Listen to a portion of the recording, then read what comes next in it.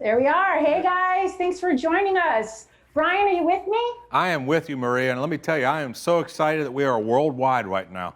I mean, what an amazing opportunity to be able to be worldwide right now with all of our military spouses and veterans and active duty members. What a great time we're going to have this evening, right? And yes, and I love the fact that today's workshop is a little bit later, so our friends overseas, it's morning for them. So please put in the chat box, let us know where you're watching from so we can connect with you, talk with you, and say hello. We're really excited about getting this workshop going and giving you a few paint techniques. I'm excited. Yeah, and it's really going to be a lot of fun tonight, Maria, because what we're going to do is we're going to show them a couple different techniques, and we're going to help them feel confident about doing it in their home. So, really excited about tonight, and really an opportunity for us to give back to you that has given so much for our country. And being a veteran, obviously, it means a lot to me, working with the USO and my excellent co-host, Maria, through this clinic, through this workshop. So, as you can see, Maria, you want to describe where you are right now? I am in my garage. Yes, I am. It's a little hot right here in Texas. So I got the door open, AC kicking, fan going, trying not to over sweat. But I'm excited about doing this. I'm reading on the screen. We have people from Arizona, Virginia. I thought I saw Travis Air Force Base. So welcome and thank you all for joining us. Yeah, and it's really great too when you think about it. I'm coming to you from Mooresville, North Carolina, here in our studios. Obviously, Maria, I'm still in a temperature-controlled studio, so it's sunny and 72 where I am right now. I just have to get in a little closer and give you the stink eye a little bit. Yeah, I see that. I see that. And by the way, with me being a Navy veteran and Maria being an Army spouse and an Army in the family, we do have a little bit of Army-Navy going through this. So a little bit of banter. Uh-oh, here we go. No, I knew it. What do you mean? Not us. I knew it was coming out. But hey, Army, Navy, Air Force, Marines, Coast Guard, we're all one. So great opportunity to be here this evening. So what we are going to do, though, is we're going to cover 3 different paint techniques to help you come up with different ways that you can maybe redecorate your room, maybe redecorate your home, maybe make it feel a little different. So Maria, you think about all your PCSs and what that looked like. Every time you went into a home, you wanted to try to make it your own, right? Exactly. Try and bring, what's our flavor? What can we bring into our home? And paint is one of the least expensive ways to do it. Big bang for the buck. So some real quick prep work before we get into the techniques. You want to make sure that on your drywall, that if you have any holes, you want to fill your holes. You want to clean the walls. You want to remove any electrical face plates, any electrical outlet plates. Yes, she's demoing a nice clean board. As well as using drop cloth. So drop cloth, you can either use plastic or canvas. You want to make sure you protect your flooring. Also, any maybe furniture that you're not able to move or maybe you're painting above, you want to make sure you protect those areas as well. Cover it up. And lastly, the most important thing is, guess what? If you don't like what you do, what can you do, Maria? You can paint it again. You can paint it again. So you can cover it right up. So Maria, we're gonna talk about 3 different techniques, right? Yep, got them right here.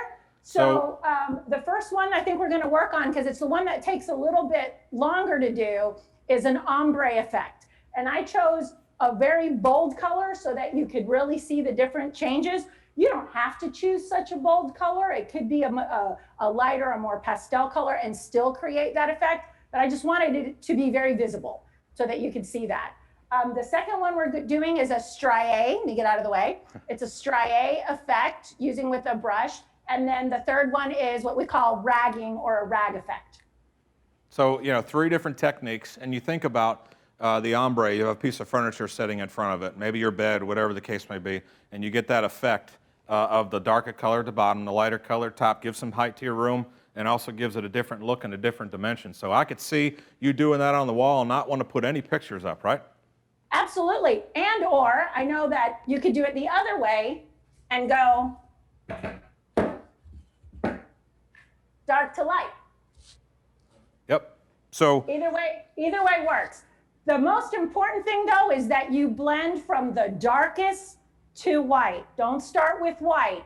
Start with the darkest color and blend to white. One quick reminder to all the participants tonight, we do have that Q&A box, that option available for you. please go in there as questions arise. I'll see the questions, and Maria and I will answer the questions as they come along. So please get in there and do your Q&A. Another thing we're going to have for you as a homework assignment, other than painting, is sharing the pictures of your work of art that you have in your own home. So when you get done painting a room, come in here, share those pictures. We really want to see the results of your hard work, right, Maria?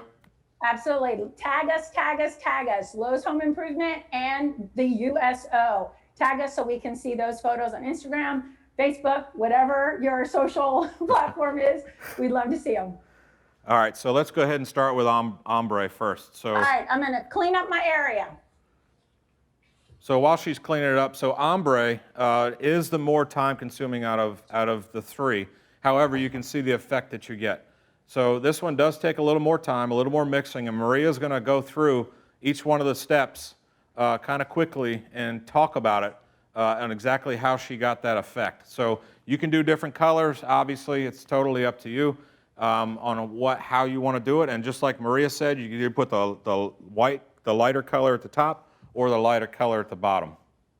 Absolutely. So I'm going to make sure if I can make. I don't have the cool easel like Brian has. I got a paint can, just throwing that there. But I want to show you, I don't know if you can see this, one of the easiest things to do so that your effect is somewhat uniform, but it doesn't have to be perfect, is I made lines. I don't know if you can see that really lightly. Yes. Pencil marks, so that I am about the same distance, and I have about 6 inches. And the key to ombre is organization. Absolutely be organized, because if you mix up a color, it might not look like what you want, and then you might have to start over. We don't want that. So you can use just a pencil, carpenter pencil, whatever type of pencil you want to draw those lines. Because really what you're doing is you're starting to separate. You're going to have 2 different colors on the wall. Yes. And what I did is I actually just practiced on a piece of board that we have in the house, just so that I could figure out how the look was going to happen. That's what made it a whole lot easier, instead of starting right on my board and perhaps making a mistake. So I'm going to move that over so you guys can see it. And then I'm going to start bringing my paints. So the one thing when you are painting, one safety feature or one opportunity for you to not get your hands so dirty is using gloves. Gloves are a great way to make a mess of your hands and clean it up in 2 seconds when you remove the gloves. Remove the gloves. So remember when I talked about being organized? Yes, which you are very, very organized in your garage, I saw. You did. We have a fancy-dancy garage. But I wanted to make sure I have all of my colors. So I want to just talk really briefly. The first color is the original color of the paint. So I'm using sort of it's a pinkish, little orangey kind of color, but that's the original paint. The second one is a mixture, 1-to-1, one of that original color paint and then one of white. So it lightens up the paint. Then after I paint what's left, or after I pour, I should say, what's left, I put it in another cup, and I'll bring those over, and then I add another cup of white. As I'm doing it, I keep lightening the color. So the original color of paint to white. Now, if you don't like it, you can always add a little bit more white or a little bit more of the original color so you get the tone that you want. And then I'm going to finish off with white at the end. So I'm going to blend darkest to lightest is how I'm going to work. Got my gloves on. Here we go. So just like Maria said, you don't have to be exact on your measurements when you start adding in the white. Because guess what? If you go a little too light, you just add a little of the original color back, mix it up, and get it to the color that you want it. But you do want to. That's what I did. And just so that I wouldn't make mistakes, I marked everything, A, B, C, or 1, 2, 3, because I didn't want to make any mistakes. But that's where you can see where I did my mixing, just added the paint and added white. So you want to do all this before you get started, and then you're going to need brushes. You're going to need clean brushes, because that's what's going to help you do all of the blending, are the brushes. And you don't want to mix them once you've used that one. Make sure it stays with that section. Otherwise, it's really easy to make a mistake. Numbering things is awesome. All right, so I'm gonna take my first, I need 3 brushes. I'm gonna take my first paint and I'm going to just roll it into my area. Make sure nothing falls. Can you guys see that? Yes. Let me know if I'm in the way, if I need to move. No, we can see that. And I'm gonna go right to about the line. If I'm a little over, under, it's all right. So this is that line that you drew before with the pencil to divide your wall up into 4 sections. So that's the first Right. line she's coming down to now with the first color. All right. And then I'm gonna come with my next color. So I had pre-mixed them, guys. I'd already pre-mixed them. I'm gonna come with my second paint color, but I'm only gonna go halfway. I'm gonna get right to that line. And if I don't hit it exactly, that's okay, because you're gonna blend, but I'm not gonna go all the way down yet. Then I'm gonna take my clean brush. Can you see? Yes, we can. Having a Bob Ross moment, totally. I'm gonna take my brush and I'm just gonna start to blend those two together. So you see, you don't have to be perfect when you meet the two, but you do want to leave just a little bit of space in between the 2 colors. So you Just have a that little little bit. part in between to really start getting the 2 colors to mix. Right, you wanna blend them. You can take it up, you can bring it further down. This is such a creative outlet. I love doing this paint. And you know what? Even in this phase, if you go too far up into the dark, take your roller and go back over it again. And then go back. Exactly. Yes. So there's really like not a heavy mistake that you can make. No, there is not. Because it's still you wet. can- Yeah, and you can just keep going. And I'm gonna stop for the sake of time. I would keep blending, but I'm gonna stop for the sake of time. And then I take that paint roller that I was working on, my second color, and I'm gonna finish bringing that one down to my line.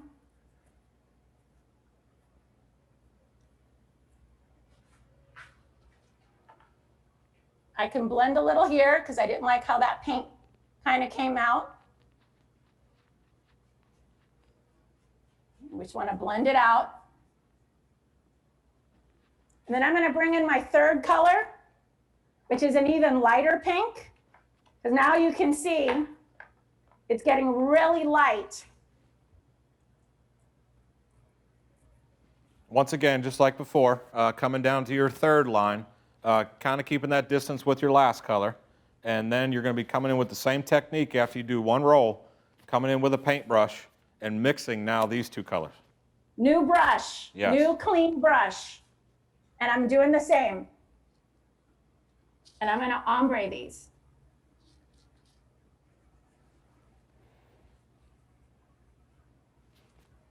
And you can get creative. If you want to add some, maybe you want it to have a little more darker, a little lighter, maybe add a little white.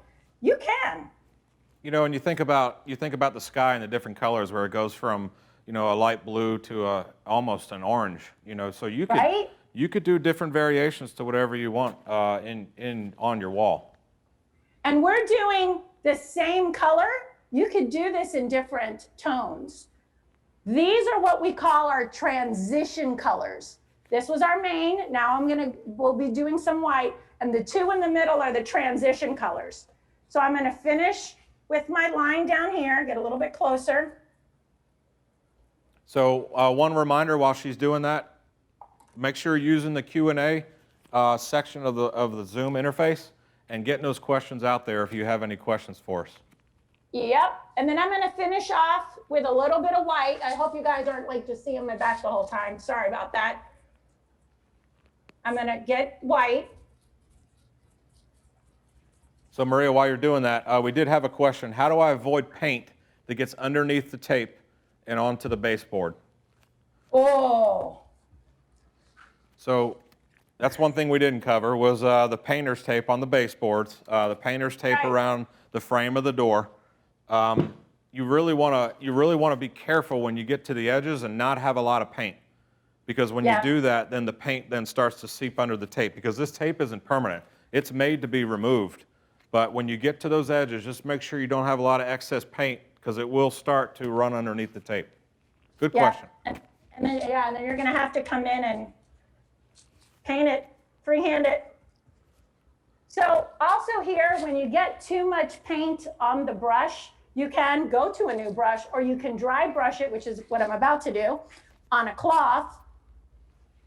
And then you can come back and use that brush where you were still working.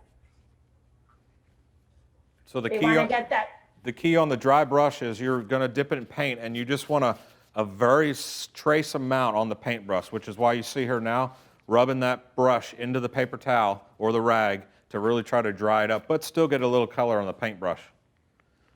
We did have another question in Maria. For blending colors, is there a specific brush you use or can you use anything to blend? You can use any brush to blend. For something like this, I'm actually using the really inexpensive brushes. These aren't expensive. You do have to be careful though, if you lose any of the hairs that you get those off, but I'm not using an expensive brush to blend. I am working it. Yeah, you can just use a standard wall and trim brush. Nothing too extravagant. Nothing too extravagant. Now you can if you got it, hey. That's true, that's true. But you don't have to.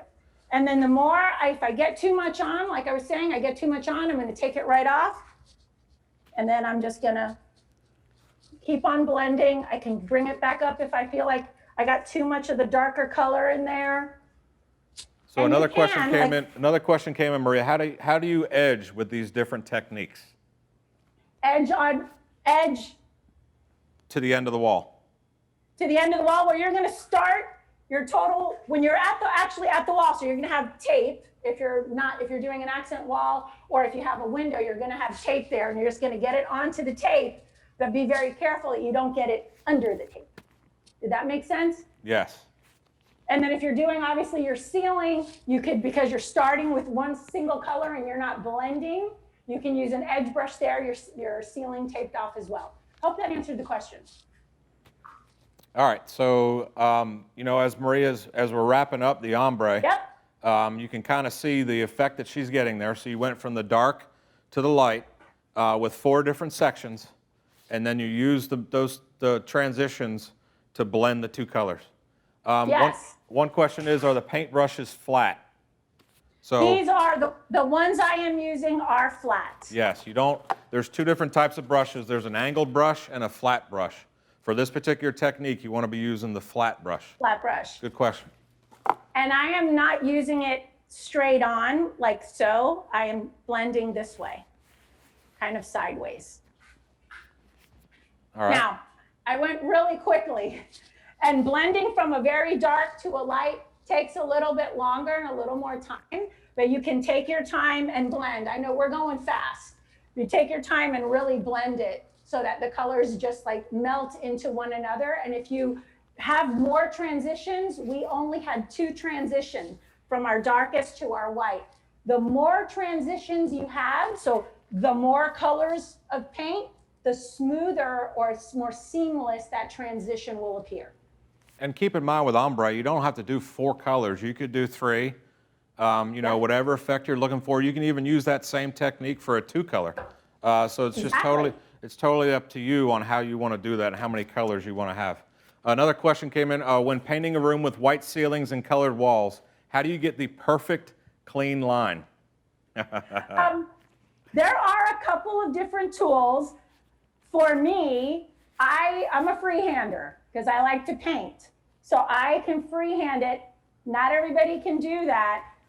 Your taping is great, and there are some other tools that help you just create that line, and you may have some right there. We do. We have an edger. I have an edger painter. I have one of those too. With the pads. So helps you get that clean edge on the walls. Another quick question, when we go to take the tape off, is it best to have it wet or wait until the paint dries on the tape? Oh, wet! Yes. Do not wait till that dries. Because what'll happen is the tape, if you do have paint on the tape, it'll dry on the tape, dry on the wall, and when you're pulling that tape off, something's going to give. And sometimes you might take some of that paint off that you just put on the wall. So definitely want to do it when it's wet. Be careful once again, because the tape will be wet. So be careful when you're pulling that tape off. Make sure you got a drop cloth or something down to protect your floor. Right, so take it off slowly. I'd like to roll it up into itself so that I'm not having the tape with paint all lying around. Roll it up into itself, but definitely do it when it's wet. We made that mistake once before. Hey, you know what? I have made it once before as well, and I learned the hard way. Yeah, don't want to do that. Are we ready to move on to our next? We are. The next one we're going to move into is the rag roll. Rag roll. So with the rag roll, it's a real neat opportunity, and it's not as time consuming. So you saw this took a lot of our time, and for time's sake, I didn't do it here in the studio, but we're both going to do the rag roll, and the next technique, striae, after that. So with rag roll, it's pretty easy to do. First thing you're going to want to do is start with your base coat of your wall. So really what you're going to be doing is figuring out what you want the color to be behind the color that you're going to be using to create the rag roll effect. So typically you want to go from a light base to a dark, or you could do it the other way around. It really depends upon what color, what effect you're looking for. And we're only going to demonstrate 2 colors here. You can do 3 colors, you can do 4 colors, whatever effect that you're trying to do on your wall is totally up to you. But we just want to show you just the basic rag roll technique. So with the rag roll technique, a couple things you're going to need, other than the 2 different paints. And I'll just show my rag roll. There's the rag roll. So see what the rag roll looks like. And we're going to show you. I'll bring it closer if that helps. There, look at that detail. All right. So we're going to do one here now. So you got to have, with this technique, you're going to need a clear glaze that you're going to be mixing with your paint. So we have a measuring cup here. It's a measuring right cup. So if you are really confused, maybe I know some people, Maria's going to be using a measuring cup, so you can use a measuring cup. I'm going to use the Measure Right pail. But what you're going to be doing is it's real important that you get the amount of paint versus glaze mixed together when you're coming up with your second coat with the rag roll. You want to do a 4-to-1 ratio of glaze to paint. So you want 4 parts glaze, 1 part paint for this effect. Paint. So with that being said, we're both going to mix this real quick. Yeah, I'm pulling mine open, so I'll bring it up. This is the glaze that I have, and my base is going to be white. This is the glaze, if y'all can see that. Which that's just a clear glaze. So that just that allows you to do whatever you want for this second color. The clear glaze, what it really is this is like a carrier. So if you've studied any kind of, fine art painting, you can use glaze as well. And it's a carrier for other colors. It helps you manipulate it, which is what we're going to do. Did you just say carrier like a Navy aircraft carrier? Oh, I walked right into that, didn't I? I had to do that. Yeah. All right, I'll get you. Just you wait, sir. All right, so I'm using very simple plastic cup because military spouses, we're just gonna make it work, right? Right. So it's a 4-to-1. Even though the glaze looks milky, it does not dry this way. When you mix it, it will not look milky. So I am going to do 4 parts. You guys can see? 4 parts. And I'm going to move my cup over so you can see it. So Maria, you just didn't see it, but I spilled a little bit of my paint, so I have to put another set of gloves on. But you know what? I missed that one. It's a good point. Right, so it's a good point to bring. 4 coming up. It's a good point to bring up. Just make sure that you're careful when you go to pour the paint. Yep. So I got my 4 of glaze. So the same thing for me. 4 parts glaze, 1 part paint. 1 part paint.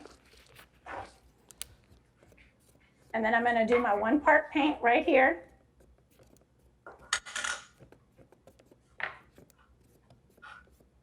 And you mix these together, so you can use just a regular paint stirrer, whatever you need to do to mix it. So Maria, I have a question come in. How do you clean a brush that is hardened? Oh. And the question goes on, best tips for us slackers that forgot to clean our brushes. Hey, we're all slackers when it comes to paint brushes, trust me, right, Maria? Yeah, we are. You can try some mineral spirits, some like a turpentine Some of the times it really depends on the cost of that brush. Yes. And if it was not a very expensive brush, I would say chuck it, because it might be really hard to get it out. So you do have different things. There's brush cleaners or stuff you can buy to help bring life back to that brush. But you do want to make sure every time, there actually is a really good brush cleaner that you can clean your brushes after you get done with it to be able to reuse that brush again. Yeah, it's one thing you need to do. You need to do at that moment, and don't let it sit. So here it is. If you can see it, guys, there's the white. It just looks like white and then a little whip of gray in there. But I'm going to start to mix it. I'm combining the paint and the glaze. So you're going to get using a paint stirrer, like a mad scientist in here. So as she's doing that, the next part of this will be getting a rag. So we recommend that you do a lint-free rag. You can use just a regular paint and cleaning rag, whatever you want to do. But with this rag roll, this is the most important piece, because this is going to be your paintbrush as you go forward on this second technique. So this is what you're going to be using going forward. So you take it out, you go lengthwise, and then you start just laying it in the palm of your hand. Just laying it in the palm of your hand, just like that. And what you don't want is like this edge sticking out. Kind of want to wrap it kind of in there. So mine looks like that. Yep, and mine looks like that. Yeah, because once you start to pat, I call it like a pat and switch technique. You're going to pat and switch your hand, pat and switch your hand, pat and switch your hand. But before we do it, we're going to paint. Now is when the magic begins, right, Maria? The magic is about to happen, because we are going to roll it. And that's my one roller that I'm missing. This is reality, y'all. I'm going to go grab my roller. So while she's going, you want to use a small roller. You don't need necessarily a big roller, because you're going to want to work in sections. You don't want to go through the whole wall. You want to work in sections as you go along. So the best practice is... And it's really great if you have a partner that can help you. If you have one. We don't always get that luxury. Deployment, deployment, deployment, another deployment. All right, so now you can see the paint with the glaze. So now she's going to mix it. She's going to mix it in the rolling pan, into the pan, and she's going to start going across the wall with that roller, just to get a light coat on there. Nothing too heavy. Nope, and I'm going to start in a little W pattern. And then I'm going to just come back in, not too heavy. One question came in: if your wall's on the larger side, should you paint in sections so paint color 1 doesn't dry while you're blending? You just paint a 2-foot section and then go over, because they can dry pretty quickly. Yes, they can. All right, so I'm not going to go all the way down to my very bottom, just because I don't have the handy easel. All right, so I've got my glaze on with light. Make sure I can get that there. Again, putting it back in my hand, sort of laying it in. And I'm right-handed, so it's going in my right hand. And then we're going to pat and switch. You don't want it to be in the same pattern. Pat and switch. So we're going to do this. You guys ready? Make sure you can see. Pat and switch. You see how she's doing that movement? And I'm not doing it here in the studio just from a time perspective, but you see how she's making that movement? Make it left and right, left and right, left and right.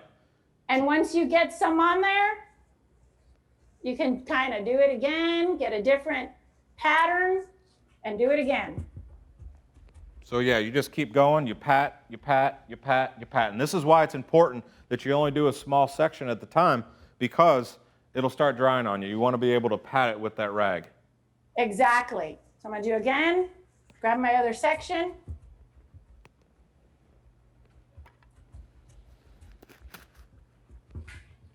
So while she's doing that, we did get a good question up, and Maria, you and I were talking about this earlier. Would you suggest wallpaper or paint on an accent wall? Well, yeah, there are different reasons. A lot of walls that we see in homes have texture. That is not the best for wallpaper, even though there is a product that you can put in between the textured wall. It kind of creates a barrier, and then you can put the wallpaper on. But removable wallpaper is amazing. I love using it as accent walls, especially in military housing, because you don't have to paint it back. You take it off and you go. Bye-bye. That's what I really love about that. So as she's doing that, she's going to wrap up on rag roll, and we're going to move on to the next technique. So you've now seen rag roll, right? Really easy. Mix your paint, go do a light coat on your wall, and then take the rag and do the effect back and forth to get that effect on your wall from the rag roll. Right. And if you don't want this much color on it, use just a little bit less. It's flavor. It's like cooking. You know, how much do you want? What do I want here? What do I want there? That's what I'm saying. All right. The last technique we're going to talk about is Stry-E. Same effect. So you're going to put a base coat on your wall. Whatever you want your base. Question. Yes. Stry-A, Stry-E. I've heard it both. I've heard Love it both. it. So with this effect, as you can see, it's kind of given that paintbrush look, right? So it's not an exact perfected wall. It's got the two transitions. So this is where you decide, you know, what you want your base to be, and then come in with a darker color or a lighter color. One real quick question back on the rag roll. Do you need to switch out rags, or can you use the same one through the area? It depends how saturated it gets. Once it starts getting full of too much paint, go on to another one. Yep. So I use just the disposable lint-free paper. They're actually paper. Yeah, but you can do that, and you can use these heavy-duty rags, Yep. whatever you want to use to do it. So right. on this last technique, so we don't really have a lot of time left, so we want to leave it up for chat and questions and answers afterwards. Okay. But with this particular effect, you're going to be using a different technique than what you had before, because you're actually going to be using a paintbrush, but then you're also going to be using a Stry-A brush. Stry-A. We'll say Stry-A for you. A Stry-A brush. So you can either use a Stry-A brush, they actually make them where it's a Stry-A brush, or you can use a masonry brush, either one. What you need is the hard bristle brush. You need something that's going to have some durability. You can't use a regular paintbrush.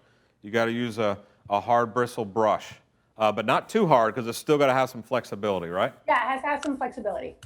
All right, so with the parts, you're going to mix glaze in with this, just like you did for rag roll, right? So Yep. in this particular, 1 to 4. four parts glaze, 1 part paint. So I have a question. Yes. If you went a little too far on the glaze, like maybe you got 4.5, does it really matter? It really doesn't. It really Exactly. doesn't. That's the beauty of paint. There's not an exact here. Then it's okay, because I've had that question like, oh, I put in 5 to the 1. It's okay. It'll still work. It's going to be all right. So for time's sake here real quick, she's just going to demonstrate. So what you're going to be doing is you're going to take your brush. Now that you've mixed that paint, you have that second paint that's now mixed up with that glaze, just like you did for the first one. And now you go back with your brush, and you're actually going to do again, you're going to get paint on the wall. So you need to get some paint on the wall. And here's another important part, small sections at a time, because you don't want the paint to dry on you. Because really what you're going to be doing is you're going to be coming on with a paint, and then you're going to be coming back with the brush to create the effect. Exactly. So I have a base coat of a lighter green, and then I have this sort of lovely avocado green that I'm loving right now. Because this, and I hate to say it, with a little navy blue accent chair would be lovely. There it is. There's the navy call out. All the time, man, all the time. All right, I'm going to start. Yes, go ahead and start. All right, and you want to have a little bit of paint up at the top, because you'll be able to drag it. So if you got a little extra on the top, that's all right.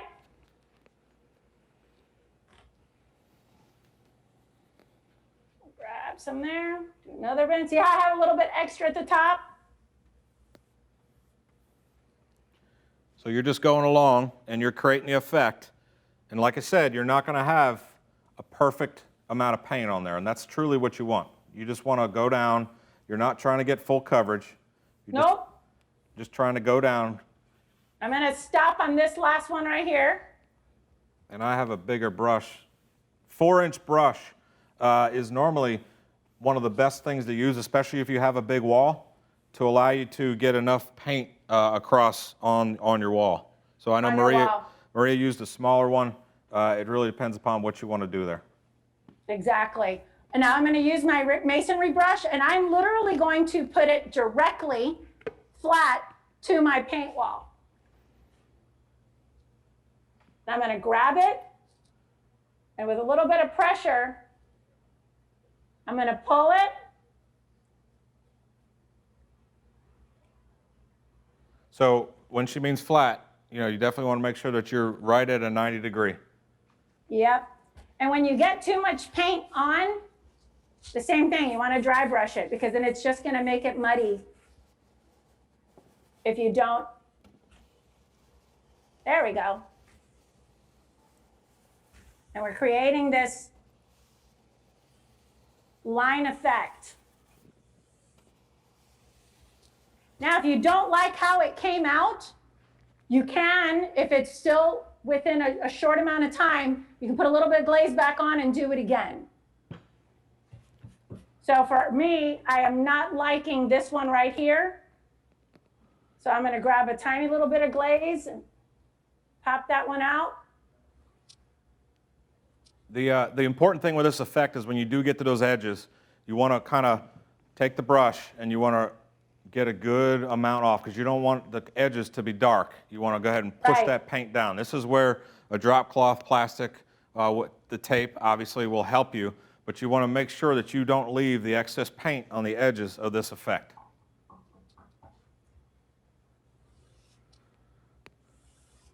All right, so we got a question. I'm working on repainting a table and chair set. What would be the best final protective coat to put on it? They want it to stand up to their toddlers. I like two different ones. I like wax, but I don't think wax really stands up very well to maybe a lot of little hands. Yes. Polyacrylic works well. And I like something that's sort of, especially if you're chalk painting, I like something that's a matte finish. So it's not super shiny. That is my opinion. That's what I like. But I would recommend a polyacrylic over a wax. What about you, Brian? Yeah, and if you do a stain, you do a polyurethane that'll also do it as well. But you definitely need to get a coat of sealant on there. Even with our clinic, our workshop that we did yesterday on distressing furniture, we made sure that we spoke about having a clear coat on there. So whatever effect you have, you want to get that protective final coat on there. So as you can see with Maria. I wanted to bring it closer so you could see the effect. So you see the two different colors. So she wanted a darker accent to be the lines, so that's why she chose the light background with the dark paint on the top. Now, I'm going to put this here, because I've been meaning to want to try this.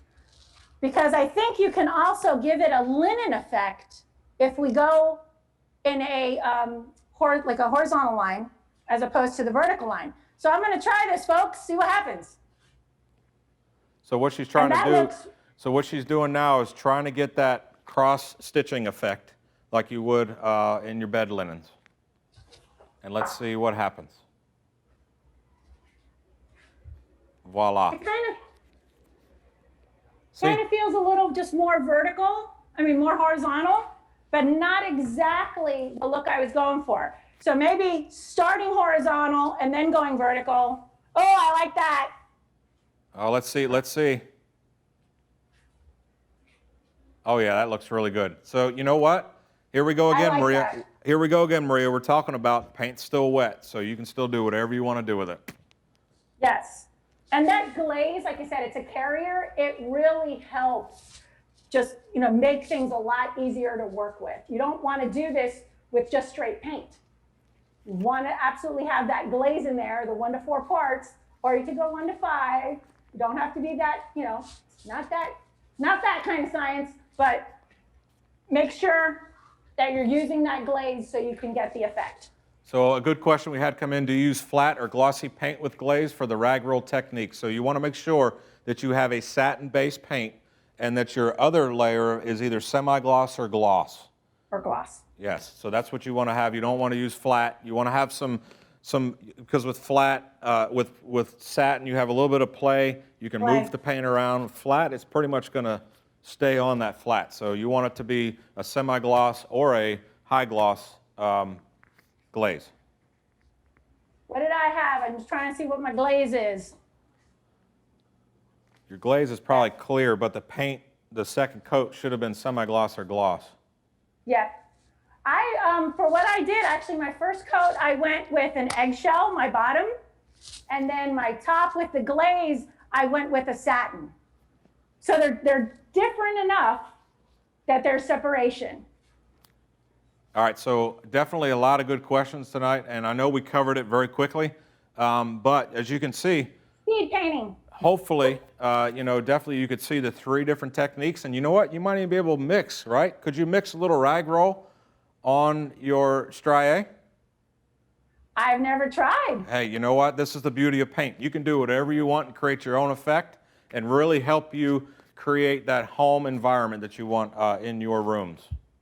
All right, challenge accepted. All right, this is going to be it.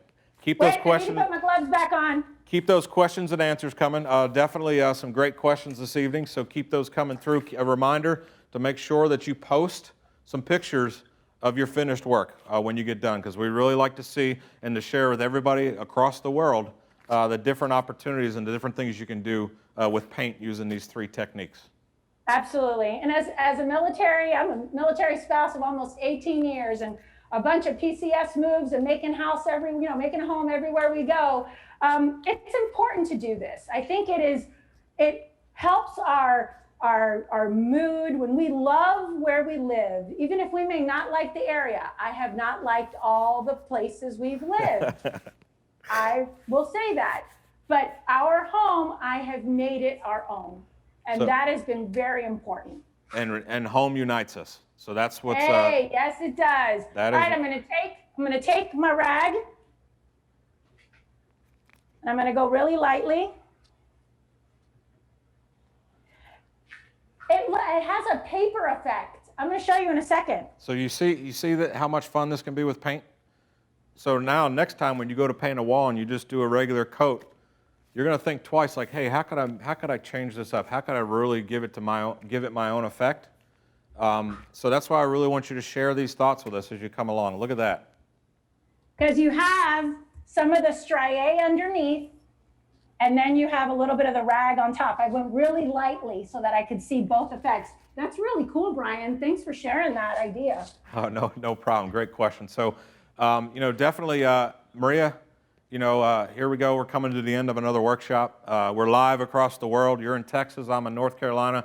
But everybody across the world, we're pretty exciting about the opportunity to be able to give back a little to you, exactly to all the sacrifices, everything you do for us. So, Maria, it's been a pleasure. Another Army-Navy battle. I would say the Army definitely won again, but I told you earlier you were going to win anyway. I thank you, Brian, so much. This has been incredible, getting to know you, working with you. I am going to miss you because we don't get to do another one tomorrow. That makes me so sad. No, we don't. I wish we could. But you know what? It's a very humbling experience to be with the 2019 Army Spouse of the Year. So thank you for what you do for the military as well. Definitely means a lot to all of us. And thank you for your years of service. It means a lot to all of us. Thank you. So, keep those questions and answers. We're going to hang around for a little bit. So keep the chat box going. Keep the questions and answers going. Make sure you post where you are, because we like to know where you are across the world. And then, is anyone watching from another country? I didn't get to see that. So if anyone is, drop it in the chat box so we can see it. I see Columbia, Maryland. Hi, Julie. What's up? Here's a good question. What colors would create a more relaxing environment for a bathroom? Oh, when I think of a bathroom, I think of spa, and I think of just like these blues and greens, just really calming. If you're a neutral, kind of person and you really don't want blues and greens, grays can do that because grays have undertones. So a gray that might have a slightly blue or green undertone can be very, very pretty in a bathroom. I like those colors. Yellow is great, but when I think of yellow in a bathroom, I think of a kid's bathroom, which is wonderful. But for me, I want that spa, relaxing, I'm gonna take a bath. So That's my spot. Home is where it unites us. The bathroom is where you get away, is what you're saying, right? Shut the door, tell my kids, leave me alone. All right, so another question came in, was the satin-based paint and glossy second coat for the striae or the rag roll, was the satin-based paint and glossy second coat for the striae, the rag roll technique, or both? So the second coat was a semi-gloss. I see what you're saying now. So for both of these, the striae and the rag roll, the second coat was a semi-gloss gloss effect. So satin was the base, and then the second coat was glossy, yes. And I did it a little different. My base was an eggshell, and then I went on a satin. It's a different look, doesn't make it wrong. When you have it the semi-gloss or gloss, it's going to be a little more pronounced. I wanted it a little more muted. And you definitely want the two colors to be a different shade, a different, you know, like she used satin eggshell, you could do satin semi-gloss. You definitely want the two to have two different effects, two different types of paint. I really do like the striae and rag roll together. I'm telling you. That looks really cool. I'm telling you. Maybe You're a designer. Maybe we should call that the Brian effect. I don't know. Maybe kind of cheesy. The Brian effect. I love it. Yes. I've now gone worldwide with the Brian effect. I say yes. Liz, I didn't know if you had posted in the chat box how folks can tag or what's the tag they can use at the USO and at Lowe's Home Improvement. And make sure I'm saying them right. Correct me if I'm wrong. But definitely tag us in those photos so we can see it. And we want to connect with you. Just because these workshops may be done, this series, we want to continue to connect with you. Oh, and there's Twitter. Okay, she just dropped that one in there, at Lowe's. So connect with us. We want this to go beyond just the last 3 days, that's for sure. Yep, so Maria, definitely thank you for your partnership during these workshops. Thank you for your partnership tonight. Great job on the 3 techniques. And go Navy. Oh, thank you, my friend. I like you anyway. So to everybody across the world, thank you very much for joining us this evening. Have a good night, and we thank you for what you do. Thank you all. Thank you so much for joining us. We want to continue those conversations, so please stay connected with us. It's super important. We appreciate you all. Thanks so much. Bye.